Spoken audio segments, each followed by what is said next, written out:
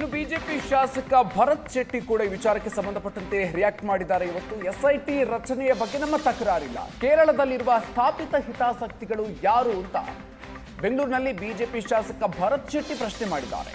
High command ಸೂಚನೆಯಂತೆ ಘಾಸಿಗೊಳಿಸುವ ಕೆಲಸ ಆಗ್ತಾ ಇದೆ.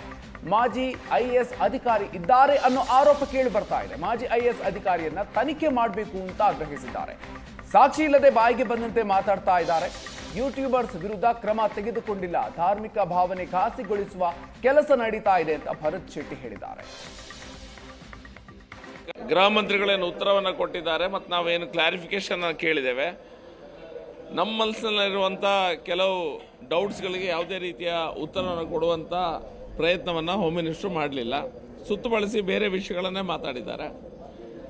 ಒಂದು SIT ಏನು ರಚನೆ ಆಗಿದೆ, ಅದು ಇನ್ವೆಸ್ಟಿಗೇಷನ್ ಮಾಡುವ ಯಾವುದೇ ಏಜೆನ್ಸಿಯ ಬಗ್ಗೆ ನಮ್ಗೆ ಸಮಸ್ಯೆ ಇಲ್ಲ. ಆದರೆ SIT ತನಿಖೆ ಆದ ಬಗೆ, ಅದ್ರ ಹಿಂದೆ ತರಾತುರಿಯಲ್ಲಿ ಯಾಕೆ ಮಾಡಿದರು, ಅದ್ರ ಹಿಂದೆ ಕಾಂಗ್ರೆಸ್ ಹೈಕಮಾಂಡ್ನ ಕೈವಾಡ ಏನಿದೆ, ಇವರ ಇಲ್ಲಿ ಕರ್ನಾಟಕದ ಇನ್ಚಾರ್ಜ್ ಯಾರಿದೆ ವೇಣುಗೋಪಾಲ್ ಅವರ ಏನು ಹ್ಯಾಂಡ್ ಇದೆ, ಇದರಲ್ಲಿ ಕೈವಾಡ ಏನಿದೆ, ಕೇರಳದ ಒಬ್ಬರು MP ಅವರು ನಾವು ಇದನ್ನು ತನಿಖೆಯನ್ನು ನಾವು ಕೈ ತೆಗೆದುಕೊಳ್ತೇವೆ ಅನ್ನುವ ಮಾತನ್ನು ಹೇಳ್ತಾರೆ. ಅವರ ಕೈವಾಡ ಏನಿದೆ, ಕೇರಳ ಅಸೆಂಬ್ಲಿಗೆ ಕೆಲವರು ಲೆಟ್ರನ್ನು ಬರೀತಾರೆ, ಕೇರಳ ಅಸೆಂಬ್ಲಿಯಲ್ಲಿ ಈ ವಿಷಯವನ್ನು ತೆಗೆದುಕೊಳ್ಬೇಕು, ರಿಸಲ್ಯೂಷನ್ ಮಾಡಬೇಕು ಅನ್ನೋದ್ರ ಬಗ್ಗೆ. ಕೇರಳದಲ್ಲಿರುವ ಸ್ಥಾಪಿತ ಹಿತಾಸಕ್ತಿಗಳು ಯಾರೆಲ್ಲ, ಮತ್ತು ಈ ಒಂದು SIT ತನಿಖೆ ಆಗುವ ಆದಿತ್ಯವಾರ ಏನು ಮಾಡಿದ್ದಾರೆ, ಸೋಮವಾರ ಈ ಅನಾಮಿಕ ವ್ಯಕ್ತಿಯ ಮಂಪೂರು ಪರೀಕ್ಷೆಗೆ ಸ್ಥಳೀಯ SP ಅವರು ಕೋರ್ಟ್ನಲ್ಲಿ ಅರ್ಜಿಯನ್ನು ಹಾಕಿರ್ತಾರೆ. ಅರ್ಜಿ ಹಿಯರಿಂಗಿಗೆ ಸೋಮವಾರ ಬರ್ತಾ ಇತ್ತು. ಆದರೆ ಆದಿತ್ಯವಾರನೇ ಇವರು SITಯನ್ನು ಅನೌನ್ಸ್ ಮಾಡಿದ್ದಾರೆ. SIT ಇನ್ವೆಸ್ಟಿಗೇಷನ್ಸ್ ಏನಾಗ್ತಾಯಿದೆ ಅದ್ರ ಬಗ್ಗೆ ನಮಗೆ ಖಂಡಿತ ಎಲ್ಲ ರೀತಿಯ ಇನ್ವೆಸ್ಟಿಗೇಷನ್ಸ್ ನಾವು ಸ್ವಾಗತ ಮಾಡ್ತೇವೆ.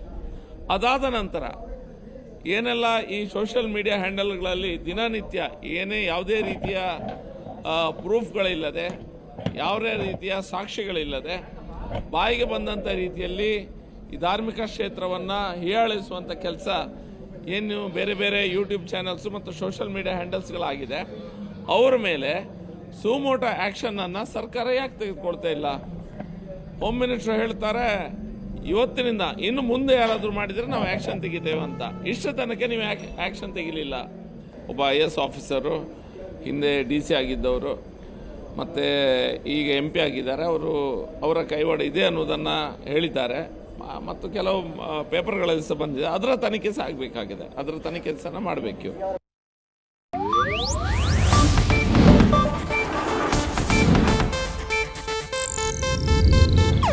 ಇದು ಏಷ್ಯಾನೆಟ್ ನ್ಯೂಸ್ ನೆಟ್ವರ್ಕ್ ಪ್ರಸ್ತುತಿ.